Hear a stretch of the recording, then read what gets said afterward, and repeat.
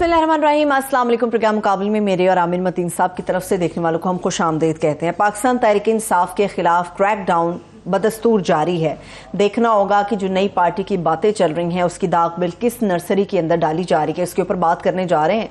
इसके साथ साथ पाकिस्तान के हर बात पे टेक इट इजी कहने वाले वजीर खजाना इसहाक डार साहब हमें नाकाम होते हुए ऐसा लगता है कि नाकाम हो चुके हैं, क्योंकि अब उनकी मदद को वजीर आज़म पाकिस्तान मियां शहबाज शरीफ साहब पहुंच चुके हैं। सवाल यह कि मुल्क को डिफॉल्ट की जो बातें अब तक होती चली आ रही हैं, क्या टेक इट इजी वजीर खजाना इसहाक डार साहब मुल्क को डिफॉल्ट से बचा पाएंगे, इसके ऊपर हम बात करने जा रहे हैं।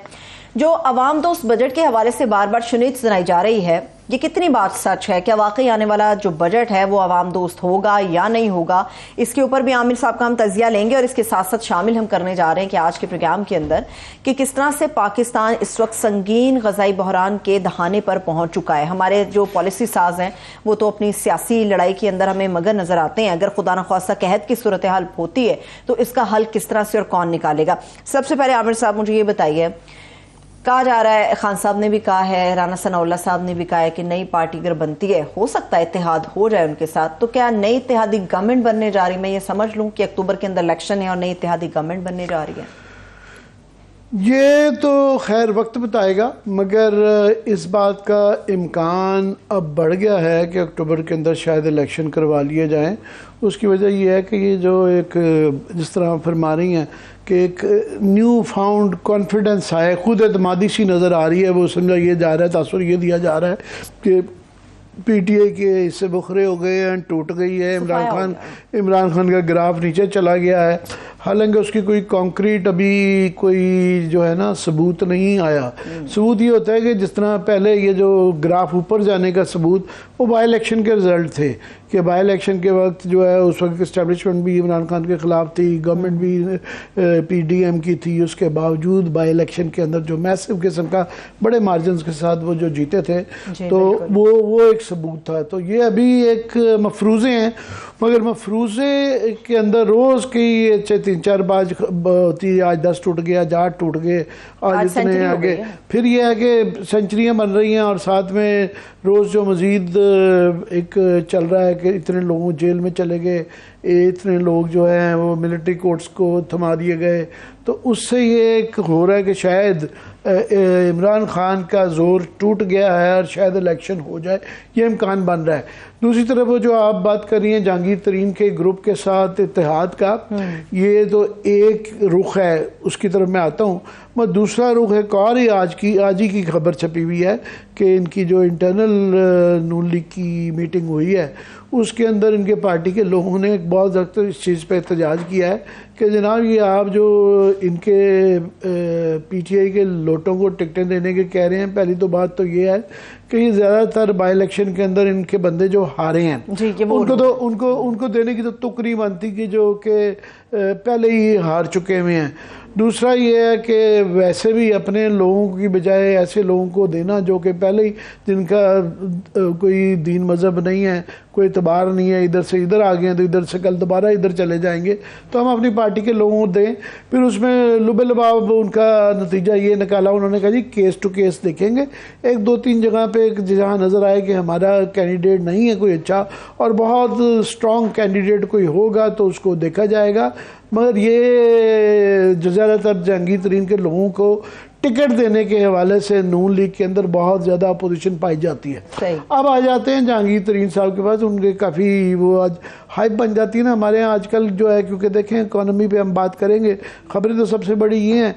तो अल्हम्दुलिल्लाह हमारे बड़े कम एंकर हजरात हैं जो इश्यूज़ के ऊपर बात करते हैं। इकॉनमी पे आप बात करें और इकॉनमी की आप वो कहा जाता है जी रेटिंग नहीं आती, और भाई मुल्क का आपका डिफ़ॉल्ट होने का ख़तरा है, आपकी जो है महंगाई, पेट्रोल, गैस, ये मसले हैं, तो ये उनको नहीं मिलती। तो ये पॉलिटिकल जी आप चाहिए होती है आज की ताज़ा खबर टीआरपी का सारा खेल होता है। रोज़ एक तारा खबर खल्के खुदा मांगती है, जो है ना वो ये एक तो आरिफ साहब का शेर है, मिसरा है तो वो ताज़ा खबर ये आज की पॉलिटिकल और कुछ नहीं होती कि जी इत्तेहाद बन गया और जहांगीर तरीन यहाँ पे आ रहे हैं। मैं कल पहले भी अर्ज कर चुका हूँ कि जहांगीर तरीन साहब की अपनी लोधरा के अंदर जो है ना सीट वहाँ कंफर्म्ड नहीं है। बाई इलेक्शन में उन्होंने अपने साहबजादे को खड़ा करना था, फिर उनको विड्रॉ कर लिया था। एक ही दफ़ा ये इलेक्शन जीते हैं रहीम यार खान से बाद। रहीम यार खान में इनकी जो सीट होती थी वो एक वहाँ एक फ्यूडल कल्चर भी है, दूसरा इनके ससुरालियों का मखदूम अहमद महमूद साहब उनका जोर है। वो उस इलाके के सबसे बड़े इंडस्ट्रियलिस्ट हैं, उस इलाके के सबसे बड़े एग्रीकल्चरिस्ट हैं, और वो 30-40 साल से वो और उनके वालिद साहब वो प्राइम मिनिस्टर थे बहावलपुर स्टेट के, उनका एक ख़ानदानी सियासत के अंदर रोल है। वहाँ पे वो खंबा भी खड़ा करें तो उनकी पिछले 30-40 साल से वो सीटें जीतते ही जीतते हैं। तो पहले उन्होंने इनको एक जो है एक तोहफे में एक जो सीट दी हुई थी। बाद में इनके कारोबारी इख्तलाफात हो गए तो इनको लोधरा में जहाँ इनका गांव है, जहाँ पे एयर स्ट्रिप है, तो वो वहाँ पे ये लड़े। एक इलेक्शन ये जीते थे 2018 में, जिसके मतलब अब ये कहा जाता है कि जनाब वो सिलेक्टेड था। हाँ। और उस पर एक ताशा पैसा खर्चा। पर उसके बाद फिर जो बाई इलेक्शन जब आए थे, जब ये नाअहल हुए, तो ये साहबजादे को इन्होंने विड्रॉ कर लिया था। पहले था, उसकी बजाय पे वहाँ पे मियाँ शफीक राई साहब अब गलबन उस सीट से इलेक्शन लड़ रहे हैं, MNA हैं PTI के। तो आज एक मैं देख रहा था खबर के वहाँ पे 3-4 लोग लोधरा के जी PTI छोड़ गए हैं। तो हाँ। मैंने पता किया कौन है, उन्होंने ये बंच ऑफ नोबडीज, इन बेचारों को जो है ना इनके गांव के अंदर भी कोई नहीं जानता, जिनको ये एक तासुर बनाया जा रहा है ना, ये हवा बनाई जाती है कि जी ये आ रहे। अभी कल शाह खाकवानी साहब बड़े मदब्बर आदमी हैं इनके साथ, तो बड़े अच्छे इनके दोस्त भी हैं, वैसे भी मज़ेदार आदमी हैं। मगर उनका ये कल उन्होंने कहा था, उनसे पूछा गया कि आप कौन कौन और लोग हैं। अभी तो सारे हारे हुए लोग या ज़्यादातर नोबडीज़ हैं। तो उन्होंने कहा जी हमारे पास इस बात का भी इम्कान हो सकता है, इशारा दिया उन्होंने कि फवाद चौधरी भी आ सकता है, इमरान इस्माइल भी आ सकते हैं, अली ज़ैदी के बारे में भी खबर चल रही है। अली ज़ैदी का उन्होंने नहीं कहा, जो है भाई मुख्तलिफ है ना। यहाँ पे ये है कि 3-4 मैंने कहा ना कैटेगरीज हैं। एक लोग हैं जिन्होंने कह दिया पार्टी छोड़ी है, एक लोग कह रहे हैं फवाद चौधरी जैसे ब्रेक ली है, आमिर कियानी जैसे जिन्होंने कहा जी मैं पार्टी भी छोड़ दी है, सियासत भी छोड़ दी। खाकवानी साहब ने आमिर कियानी का भी नाम लिया था। सो जिनके ऊपर इतना प्रेशर जिनको पे आ गया है कि वो पार्टी छोड़ सकते हैं, सियासत छोड़ सकते हैं, तो वो उनके कहने के अंदर किसी को ज्वाइन भी कर सकते हैं। चलिए सियासत में हम फिर और भी बात करते रहेंगे। जरा आवाम के मसाइल, सिंपली मैं कहूँ दाल रोटी के ऊपर बात कर लेते हैं। इस वक्त आवाम के जो मसाइल हैं, इनफैक्ट इस वक्त हमारे पास इकोनॉमी के एक्सपर्ट हैं शहबाज राना साहब, वो मौजूद है। बहुत शुक्रिया शहबाज राना साहब, थैंक यू सो मच आपके वक्त। शहबाज राना साहब बहुत शुक्रिया आपके ज्वाइन करने का। ये हमारी तरह अपना तारुफ पसंद करते हैं कि जी हम रिपोर्टर हैं, तो वो हम ये रिपोर्टर की क्लास जो है ना हमारे लिए सबसे बड़ी इकोनॉमी का माहिर है। इकोनॉमी का माहिर तो है ही है, मगर ये अपने आप को रिपोर्टर इकोनॉमिस्ट कहलाना पसंद करते हैं। मैं इससे पहले कि शहबाज से पूछूं, मैं ज़रा नाजरीन को बता दूं कि शहबाज राना साहब ने आज एक एक्सप्रेस ट्रिब्यून में स्टोरी लिखी हुई है जो कि बड़ी एक जिसके एक दफ़ा तहलका अमेज इस तरह है कि पहले चाइनीज़ जो फॉरेन मिनिस्टर ने आगे यहाँ आके पाकिस्तान में ये कहा कि चाइना जो है किसी मुल्क के डोमेस्टिक सियासत के अंदर कभी इंटरफेरेंस नहीं करता। उन्होंने यहाँ आके कहा कि पाकिस्तान में कि आप अपना हाउस इन ऑर्डर करें, आपके यहाँ ये अदम इस्तेहकाम जो है मुनासिब नहीं है। और मुशाहिद हुसैन जैसे हमारे दोस्त कहते हैं कि ये उन्होंने पहले 1971 में मशवरा दिया था और ये दूसरी दफ़ा उन्होंने मशवरा दिया है, इसको सीरियसली लें। इसी तरह IMF है, IMF कभी भी किसी के डोमेस्टिक पॉलिटिक्स के अंदर इंटरफेरेंस नहीं करती। शहबाज राना ने आज स्टोरी की हुई है जिसके अंदर IMF ने के जो यहाँ पे लोकल IMF मिशन चीफ हैं नेथन पोर्टर साहब, उनके हवाले से इन्होंने उनका एक टेक्स्ट में शायद इंटरव्यू किया है, शायद क्या यकीनन किया, अखबार में इनकी एक बड़ा अच्छा एनालिसिस छपा हुआ है। उसमें मैं उसके लुबे लुबा पढ़ देता हूँ, अंग्रेज़ी में है। We take note of the recent political development. उन्होंने कहा जी हम यहाँ का आपकी सियासत को देखते हुए ये कहते हैं हम कभी भी वैसे किसी की डोमेस्टिक पॉलिटिक्स में इंटरफेयर मुदाखलत बिल्कुल नहीं करते, मगर हम उम्मीद करते हैं कि पीसफुल तरीके से वे फॉरवर्ड निकाला जाएगा और in line with the constitution and rule of law. ये बड़ी ही इंपॉर्टेंट है कि रूल ऑफ लॉ, तो ये मैं चाहूँगा शहबाज राना खुद एक्सप्लेन कर दें कि ये किस पैराए में की गई है और क्या क्या मज़ीद भी इंटरव्यू में काफ़ी चीज़ें मैं चाहूँगा शहबाज खुद अपनी स्टोरी को ज़रा एक्सप्लेन कर दें ताकि लोगों को उसके बाद फिर हम बहस कर सकें क्यों हुआ कैसे हुआ। जी शहबाज। जी बिस्मिल्लाहिर्रहमानिर्रहीम। आमिर मतीन साहब आपका बहुत शुक्रिया, thank you for your kind words. थोड़ा सा मैं क्लैरिफाई कर दूं, ये नेथन पोर्टर जो हैं ये मिशन चीफ है वॉशिंगटन बेस्ड, ये पाकिस्तान में नहीं होते, ये वॉशिंगटन में होता है। पाकिस्तान का जो मिशन है उसके ये सरबराह है। जी जी, मैं I am mission chief to Pakistan. जी जी बिल्कुल। और पाकिस्तान में इनकी जो रिप्रेजेंटेटिव है वो खातून एस्टर परेज है। मैंने कल इनको सवालात भेजे थे IMF को। मुझे पता ये चला कि प्राइम मिनिस्टर ऑफ पाकिस्तान ने IMF की मैनेजिंग डायरेक्टर से रब्ता किया है और उनसे दरख्वास्त किया कि पाकिस्तान का जो प्रोग्राम है उसको बहाल किया जाए। तो मैंने इनको क्वेश्चन भेजे IMF को, उसका इन्होंने मुझे इन राइटिंग जवाब दिया IMF ने। शायद एक दो और जगह पे भी उन्होंने भेजा, बट प्राइमरीली जो उन्होंने मुझे भेजा उसके अंदर 2 से 3 बड़ी चीजें आमिर मतीन साहब वो बड़ी इंपॉर्टेंट थी। हालांकि मैंने अपने किसी सवाल में इसका जिक्र नहीं किया था कि जो पॉलिटिकल सिचुएशन है उसके ऊपर आपके क्या कमेंट्स हैं, क्योंकि मैं जाती तौर पर समझता हूँ कि IMF इस तरह की चीजों पे कमेंट नहीं करता।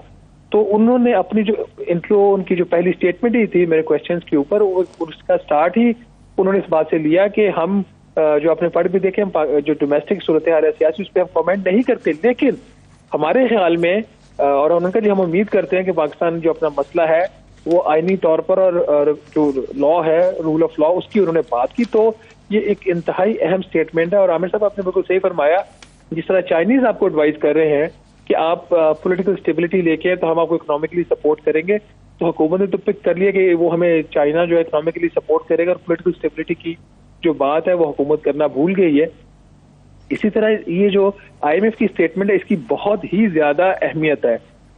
उन्होंने अपनी जो स्टेटमेंट है इस चीज को तो उन्होंने क्लैरिफाई नहीं किया कि उनका आइन और कानून की जो बात उन्होंने की वो किस उन्होंने पैराए में क्यों की है, क्योंकि आपको पता है आमिर मतीन साहब इस वक्त जो पाकिस्तान में हालात चल रहे हैं, आइन की भी वायलेशन एक हो रही है, जो 2 सूबों में इंतखाबात नहीं हो रहे, फिर इसी तरीके से और जो PTI का एक इशू चल रहा है, जो सियासी तौर पर जो कुछ गिरफ्तारियां हुई हैं या कुछ जो कोर्ट के केसेस हैं उसके हवाले से, बट इनमें किसी भी चीज को उन्होंने इसके ऊपर कमेंट नहीं किया। वो किस कॉन्टेक्स्ट में बात ये जो आपके जो इन टेक्स्ट जो आपने इंटरव्यू किया है, ये इससे 2 दिन पहले प्राइम मिनिस्टर शहबाज शरीफ साहब ने जो इनकी MD हैं क्रिस्टलिना जॉर्जीवा, तो उनको टेलीफोन किया था कि इसकी क्योंकि हमारे लिए बहुत ही IMF की ट्रांश की ज़रूरत थी और शायद गालबन 1 महीना रह गया है, वरना ये बिल्कुल क्लोज अप हो जाएगा मैटर, नहीं 9th वाला ये वाला इशू नहीं रहेगा।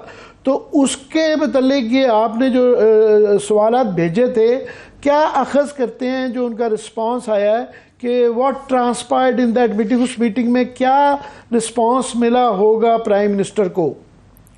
देखिए, अब इसमें जो उनके रिप्लाईज थे वो ये चीज बड़ी वाज़ेह हो गई है कि IMF की जो पोजीशन पाकिस्तान को लेकर है उसमें कोई तब्दीली नहीं, बल्कि उन्होंने उसके अंदर एक एक्सप्लिसिटली एक और चीज ऐड कर दी जो पहले भी थी, लेकिन उन्होंने अब उसको और ज्यादा वाज़ेह कर दिया। 3 बड़ी चीजें इस स्टेटमेंट से मैंने ली है। नंबर 1 कि जो प्राइम मिनिस्टर ऑफ पाकिस्तान और हमारे वज़ीर ख़ज़ाना दावा करते हैं कि हमने एक्सटर्नल फाइनेंसिंग रिक्वायरमेंट्स पूरी कर ली है, वो जो गैर मुल्की कर्जे हमें चाहिए वो हमने IMF की सेटिस्फेक्शन के तहत हमने पूरे कर लिए हैं, अब तमाम शराइत पूरी हैं, तो IMF हमारे साथ स्टाफ लेवल एग्रीमेंट पे। ये मैं आम नाजरीन को बात समझाने के लिए कि IMF ने ये शराइत रखी हुई थी कि आप जो कहते हैं दोस्त ममालिक से इतने पैसे हमें आने हैं तो उसका हमें एक वाज़ेह सबूत दें और बाकी भी कमिटमेंट्स जहाँ जहाँ से आप किए हैं उसका वो दें।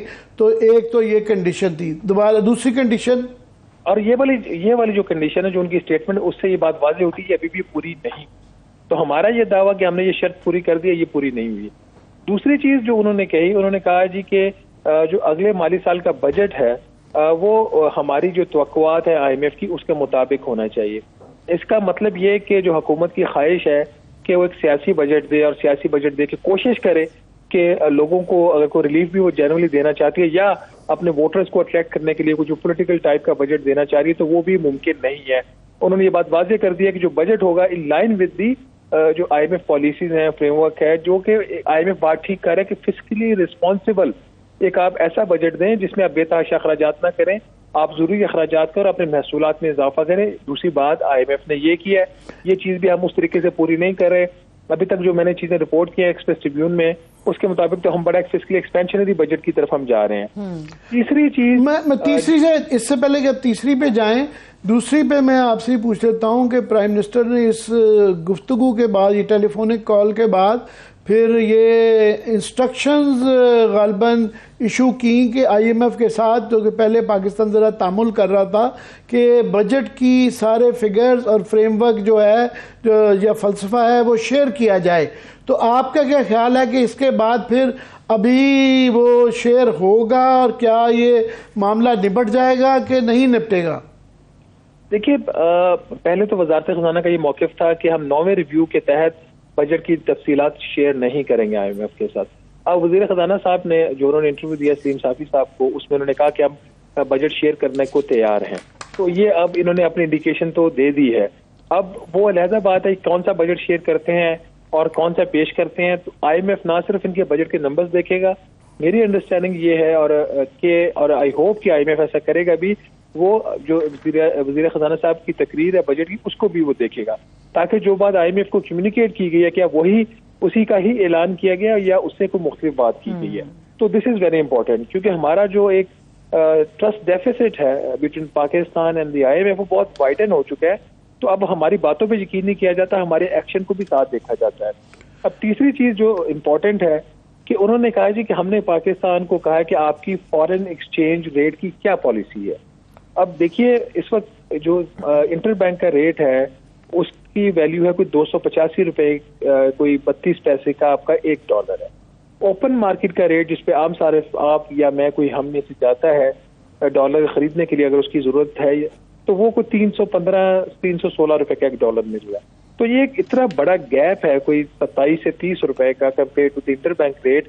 तो ये एक सवालात खड़े कर देता है कि क्या कोई स्टेट बैंक ऑफ पाकिस्तान कोई मैनेज करने की कोशिश कर रहा है डॉलर को थ्रू सम प्रेशर और फोन कॉल्स, क्योंकि डॉलर तो स्टेट बैंक ऑफ पाकिस्तान के पास है नहीं जो मार्केट में फेंक के उसका दिफा कर सकेगा।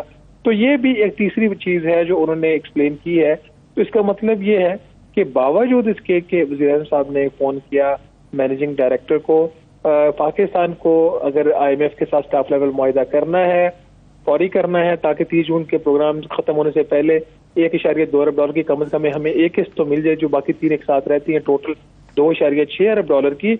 उसके लिए तीनों काम करने पड़ेंगे। अगर पाकिस्तान ये काम तीनों में से कोई एक भी नहीं कर पाता तो फिर मुआहिदा होना मुश्किल है।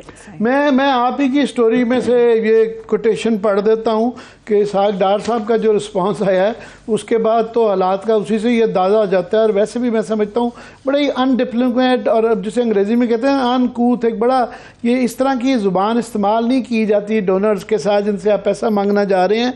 We are at a point where it would be extremely biased and shameful for them. IMF यानी उनके लिए बहुत ही ज़्यादा तासुबाना और शर्मनाक होगा if the 9th review doesn't take place.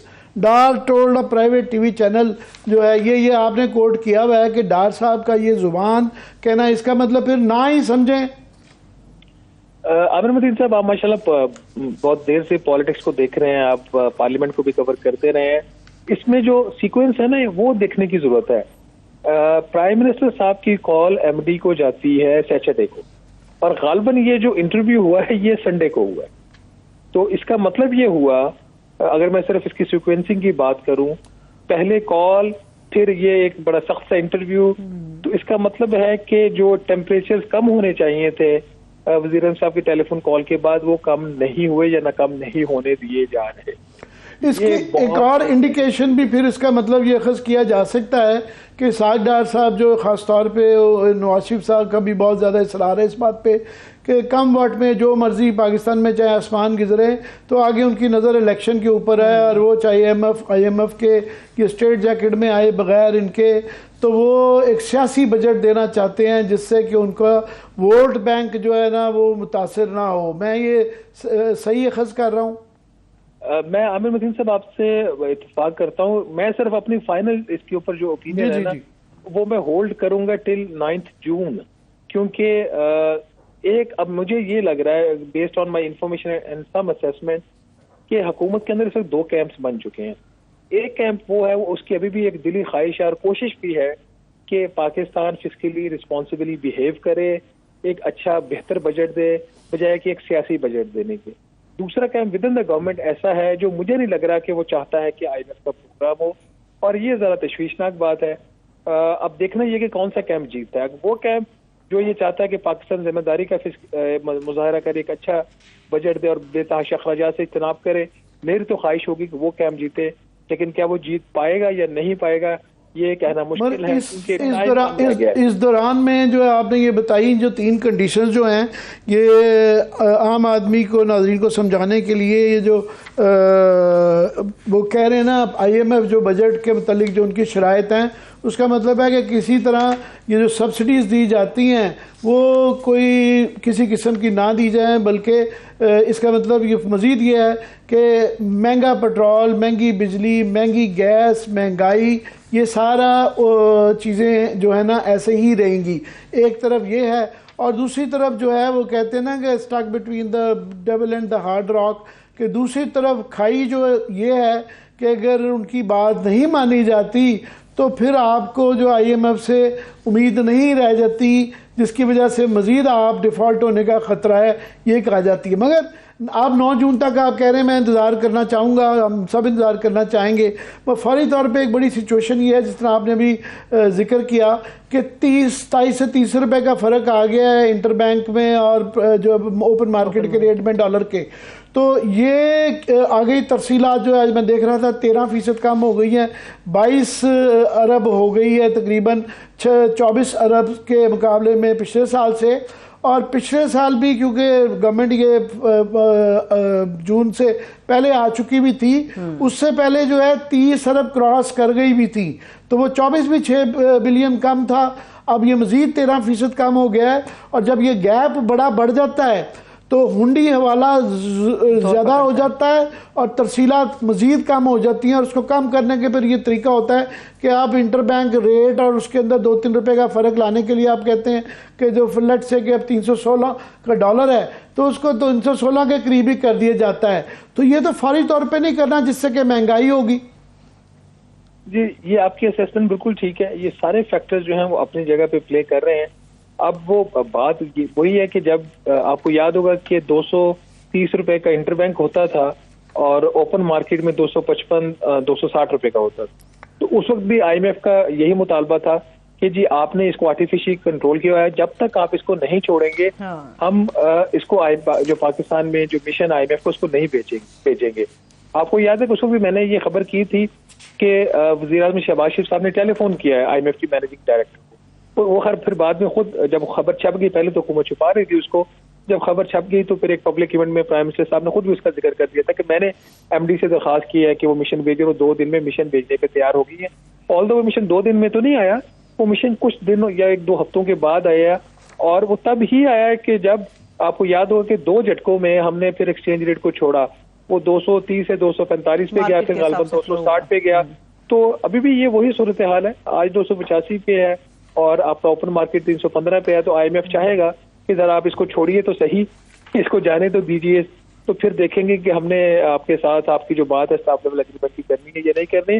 But it is a matter of some kind of sensitivity for the finance minister as well, क्योंकि जो ये सलीम साफी साहब वाला इंटरव्यू था उसमें उन्होंने बड़े वाज़ेह अल्फाज में कहा कि जो रुपए की कदर है वो 240 से 249 के दरमियान, ना कि 285 या 315। उन्होंने कहा ये सिर्फ मैं ही बात नहीं कर रहा, गालिबन उन्होंने ब्लूमबर्ग का जिक्र किया कि ब्लूमबर्ग की भी रिपोर्ट आई है कि जिसमें उन्होंने कहा कि 244 रुपए की वैल्यू है। रुपए की डॉलर के मुकाबले में। लेकिन सवाल ये है कि रियल इफेक्टिव एक्सचेंज रेट जो भी हो, जिसमें आप इन्फ्लेशन एडजस्टेड जो एक होता है, आप जब दूसरे ममालिक जिनके साथ तजारत करते हैं उनके मुल्क की जो महंगाई की शरह होती है उसके मुकाबले में आप फिर अपने रुपए की कदर में जो कमी होती है उसको माइनस कर देते हैं, और जो बाकी बचता है वो कहते हैं जी रियल वैल्यू है। तो उसकी रियल वैल्यू जो भी हो, वो नंबर्स में जो भी हो, हकीकत ये बात है कि पाकिस्तान के पास सिर्फ 4 अरब डॉलर के गैर मुल्की ज़र मुबादला के ज़खायर हैं, 3.7 अरब डॉलर की हमने गैर मुल्की अदायगियाँ करनी है। फर्ज करें ये आर्गुमेंट के ये सागदार साहब पहले भी कहते रहे हैं उनको कि जब वो आए थे तो 180 का डॉलर था, तो वो कहते थे ये 150-60 का होना चाहिए।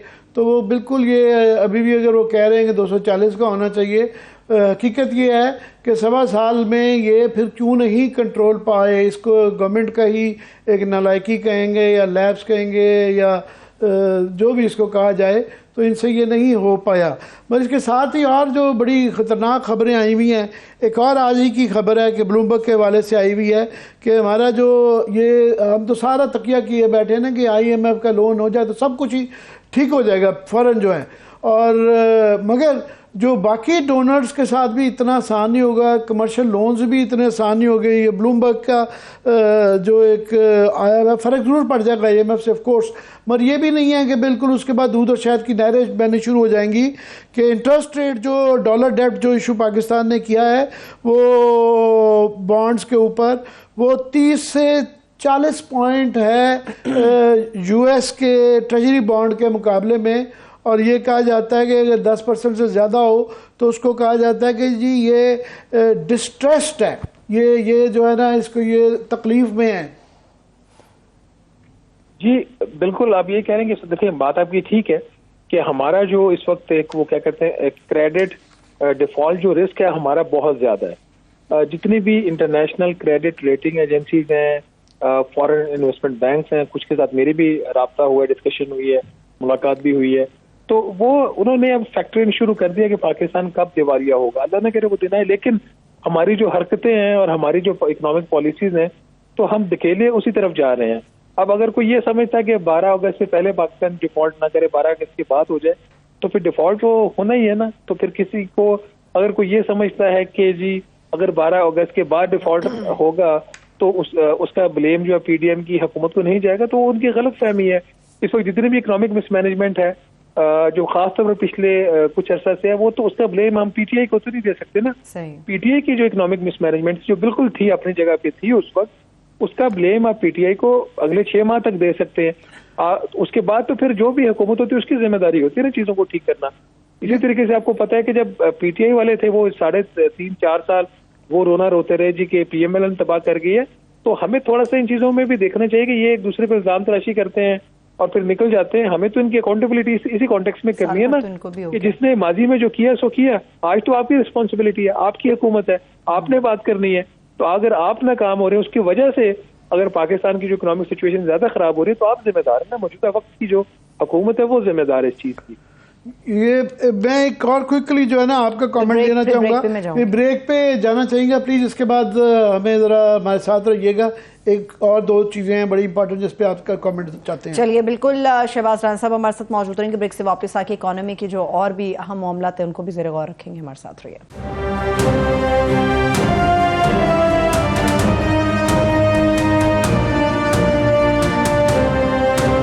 ब्रेक के बाद एक बार फिर से आपको खुशामदीद कहेंगे। इकोनॉमी के हवाले से हम बात करें, शहबाज राना साहब हमारे साथ मौजूद हैं। जी आमिर साहब। जी मैं शहबाज से क्योंकि ये बड़ी गहरी नज़र रखते हैं चीज़ों पे, 2-3 और ख़बरें शेयर कर लूँ। एक तो ये कि ये एक भूख नंग के हवाले से ये एक आती है हंगर पोस्ट जो है कि इनकी एक बड़ी खौफनाक रिपोर्ट आई है जिसके मुताबिक ये कह रहे हैं कि ये वर्ल्ड बैंक के बड़ी मुस्तनद किस्म की हंगर हॉटस्पॉट्स होती है और ये मुस्तनद इंटरनेशनल अदारे जो है ना उसकी मोहर होती है इसके ऊपर। इनके मुताबिक इन्होंने बड़ा डरा दिया है कि पाकिस्तान उन मुल्कों में है जहाँ पे ग़िज़ाई किल्लत बहुत मज़ीद शदीद हो जाएगी और बहुत महंगी भी हो जाएगी और किल्लत भी हो जाएगी, और बड़े पैमाने पर दरामदात के बावजूद गंदम और दालों की कीमतें कम नहीं होंगी। और उसके उन्होंने बल्कि हवाला भी दिया हुआ है कि जनाब जुलाई से अप्रैल तक जो है ये 26,80,000 टन गंदम बरामद करने के लिए $1 अरब ज़्यादा खर्च हो चुके हुए हैं। तो हमारी फूड सिक्योरिटी का पहले इशू है। उसके साथ एक मलका खबर जो ये है कि ये हफीज़ पाशा साहब की एक बड़ी इंटरव्यू भी हुआ है, अंजुम इब्राहिम साहबा ने किया है। उसमें उन्होंने कहा है कि साख डार साहब के मुतल्लिक, जिनका एक माजी रहा है, इनके ऊपर माजी के ऊपर भी जो है फिगर्स फज करने का, कि ये स्टेटिस्टिकल ब्यूरो ऑफ पाकिस्तान जो कि इदारा शुमारियात जो कि सारे हमारे पाकिस्तान की इकानमी के फिगर्स बनाता है, पेश करता है, ये उसकी बाजू मरोड़ के अपनी मर्जी का पॉलिटिकल फिगर्स करवा लेते हैं। और इससे पहले IMF हमें एक दफ़ा जुर्माना भी कर चुका है। इनका एक पुराना माजी रहा है। उन्होंने मज़ीद इस किस्म का शक का इजहार किया, शक का नहीं, उन्होंने फैक्ट्स दिए हुए हैं। उनके जी ये कह रहे हैं कि हमारा ग्रोथ रेट, शरह नमू जो है वो 0.3 जो है ना होगा। तो जबकि वो कह रहे हैं कि इन्होंने जो पेरिस कॉन्फ्रेंस में 4 से 6% ज़ाहिर की है। इस तरह ही उन्होंने कहा है कि जनाब जो IMF वगैरह की जो ज़्यादा आए हुए हैं फिगर्स ग्रोथ के, वो पुराने फिगर्स के ऊपर है। उन्होंने और गालबन गवर्नमेंट ने भी जो ख़ास तौर पे फसलों की पैदावार का जायज़ा नहीं लिया। फ्लड्स के बाद से सिर्फ जो है कपास के अंदर 40% कमी हुई है। कपास का एक ज़माने में तो 22 तक मिलियन बेल्स तक गए, फिर हम 15 पे आए, 15 से 10 पे आए, 8, इस दफ़ा शायद 4-5 मिलियन बेल्स के करीब है। जो कि कपास ख़रीदने में पैसा खर्च होता है और फिर उसका जो टेक्सटाइल के ऊपर इम्पैक्ट होता है, उसकी वजह से आपकी सारी इंडस्ट्री पे ऊपर फ़र्क आता है। और इंडस्ट्री ऑलरेडी बहुत ज़्यादा बंद हो रही है। तो उन्होंने इसके साथ एक का मुवाजना, इसका एक सबूत ये दिया है, जिस पर मैं चाहूँगा कि शहबाज भी अपना कमेंट करें। उनका जी आपका जो एक होल प्राइस इंडेक्स होता है, ये महंगाई की शरह का नापने का पैमाना है, और एक CPI होती है, कंज्यूमर प्राइस इंडेक्स, आम अशिया का जो उसका पैमाने में उनका जी 6 पॉइंट्स का फ़र्क है।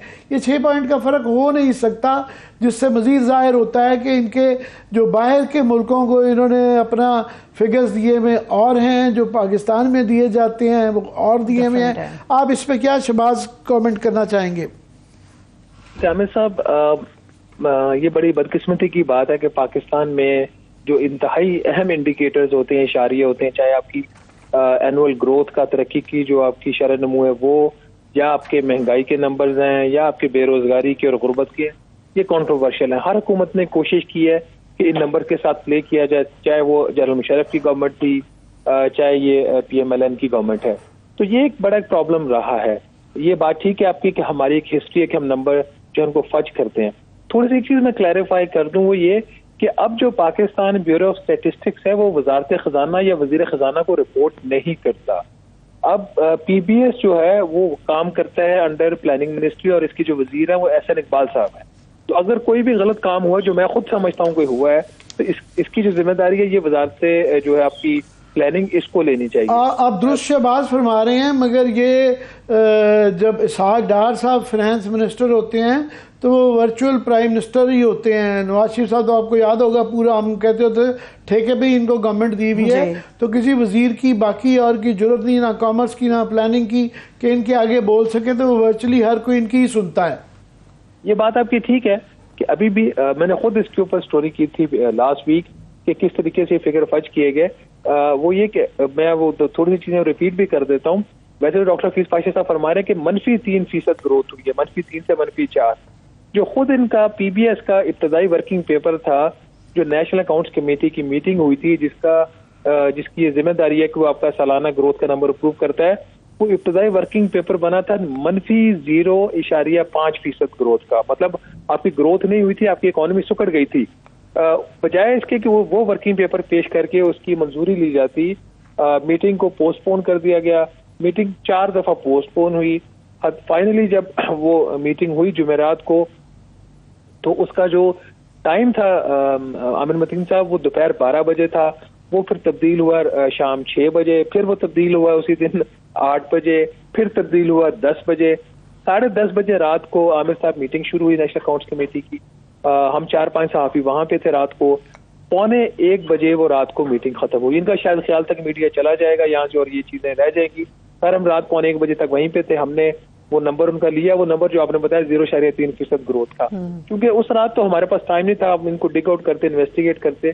तो फिर अगले दिन फिर मैंने उसकी एक फॉलो अप स्टोरी की, उसमें फिर हमने चीजें वाज़ेह लिखी कि ये कैसे इन्होंने फिगर्स को फर्ज किया। मैं आपको एक मिसाल देता हूँ, ये तो वेरीफाइड चीज है ना, ये तो चेक की जा सकती है। जो पोस्ट फ्लड नीड असेसमेंट की एक रिपोर्ट तैयार हुई थी वर्ल्ड बैंक के, एशियाई तरक्याती बैंक के और यूनाइटेड नेशंस के ताउन से, कि जो सैलाब आए थे पिछले साल जुलाई अगस्त में, उसमें जो नुकसानात का तखमीना $15 अरब का लगाया गया था, उन $15 अरब में जो कुछ $3.7 अरब के नुकसानात का तखमीना जो था वो आपका एग्रीकल्चर और लाइफ स्टॉक का था।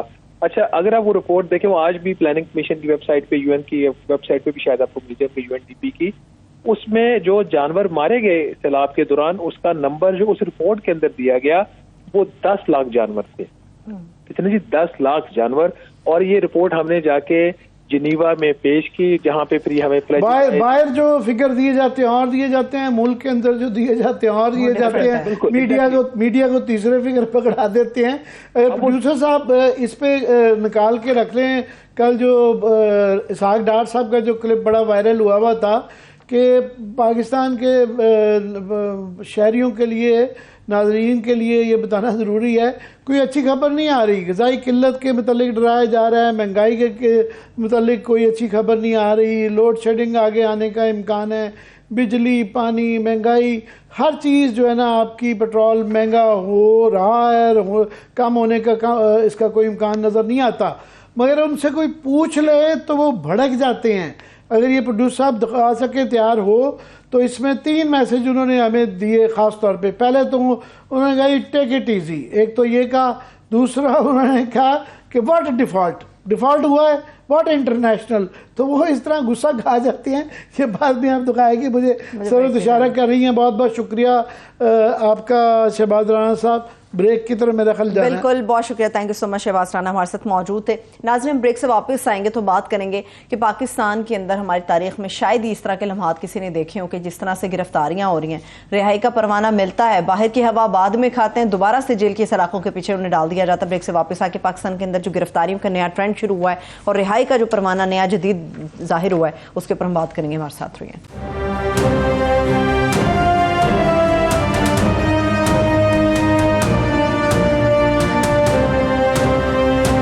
ब्रेक के बाद एक बार फिर से आपको खुशामदीद कहेंगे। आमिर साहब, आपकी इजाजत से जिस क्लिप का हवाला बार बार आमिर साहब दे रहे थे, जरा वो डार साहब का क्लिप दिखा देता। डॉक्टर साहब, ये आपकी नाकामी है कि आईएमएफ के साथ अभी तक आपके मुज़ाकरात कामयाब नहीं हो पाए। चलो तुम्हें जो फैसला कर रहे हो तो कर दे यार, नाकामी हो डॉक्टर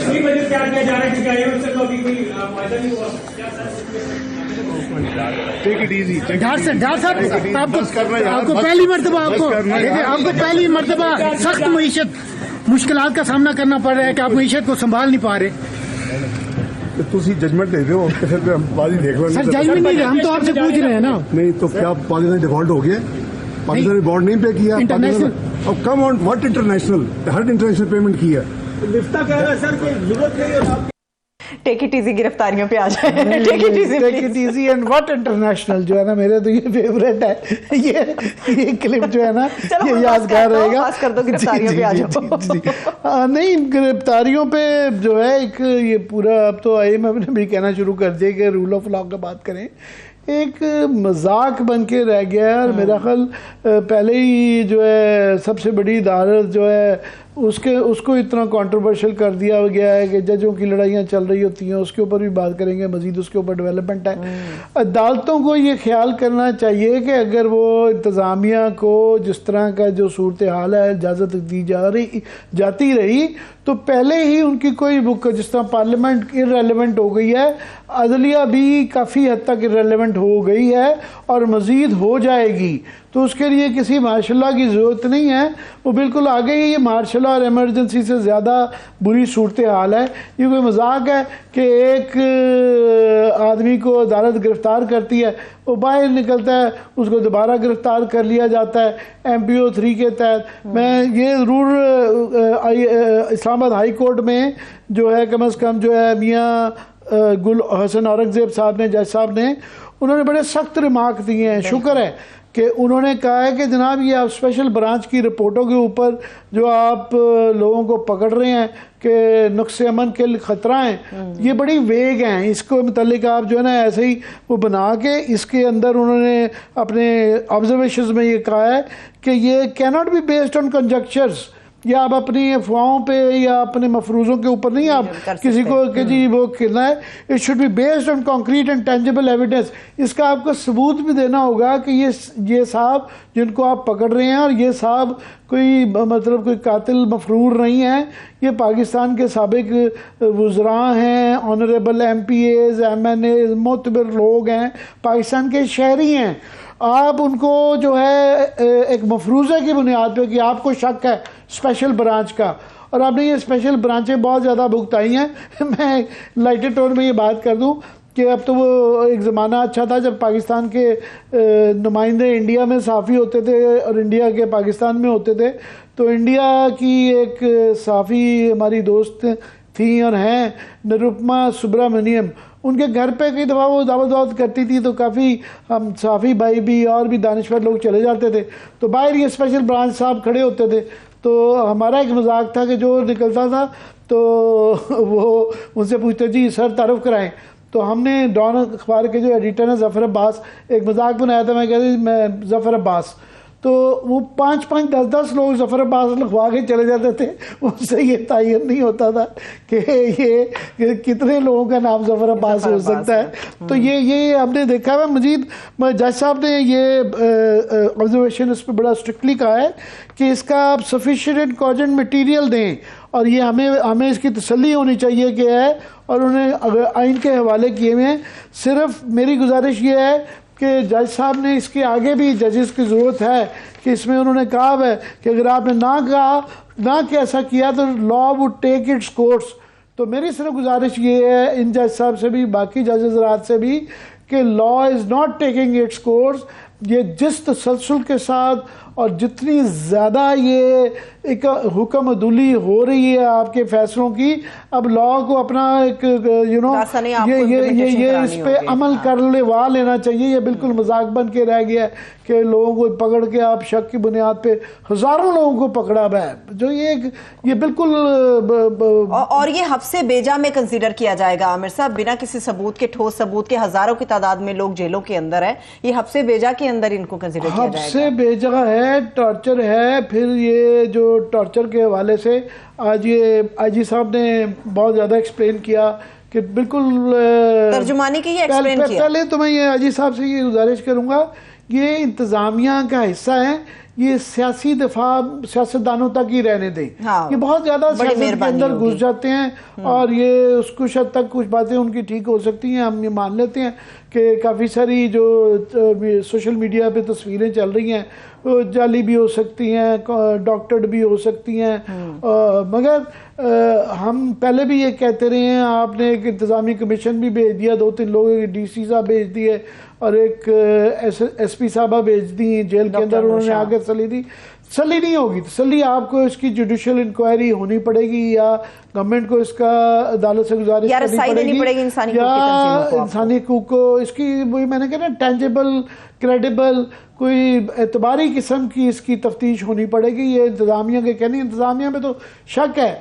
और आईजी साहब का वैसे भी कोई जो है ना इन चीज़ों में, इन्होंने पिछले दिनों एक मजाक बन के रह गया। एक पुलिस अफसर है एहसन यूनुस साहब, उनके मुतल्लिक 5 मिनट का एक लेक्चर दिया कि वो वायरल है बड़ा, वो ज़रा देख लीजिएगा कि एक बच्चा पैदा हुआ, उस बच्चे ने आंखें खोली और उस बच्चे ने कमाल कर दिया। पुलिस रिफॉर्म, वो रिफॉर्म जो पिछले 8-10 साल से हो रहे थे, उसके अंदर बेताशा अफसरान की काविश शामिल थी, उसका क्रेडिट उनको दे दिया। सिर्फ ये गौर नहीं किया कि एहसन यूनुस साहब जो हैं, इनकी तो इस लेवल तक आने ही नहीं चाहिए थे। जब ये DPO थे तो इनकी निगरानी में श्रीलंका की टीम के ऊपर जो हमला हुआ था, उस वक्त ये मॉलटाउन के DPO थे, और उसके ऊपर जो जुडिशियल कमीशन बैठा था उसने इनके और बाकी अफसरान के मुतल्लिक ये कहा था कि आइंदा इनको कोई किसी किस्म की इम्पोर्टेंट ओहदा या तरक्की ना दी जाए, ये इस काबिल नहीं है। तो तारीफ करने से पहले बहुत ज़्यादा तारीफ भी थोड़ी नहीं, बहुत ज़्यादा अपने फेवरेट्स की, वो आप थोड़ा सा उनका माजी है, उनकी कम से कम जो है ना पुराना रिकॉर्ड देख लेना चाहिए। अच्छा, वैसे मैं बता दूं, इनकी निगरानी के अंदर वो मॉडल टाउन वाले जो आप बता रहे हैं वो नहीं हुआ था, वो चीजें थोड़ी सी करेक्ट कर लेते हैं।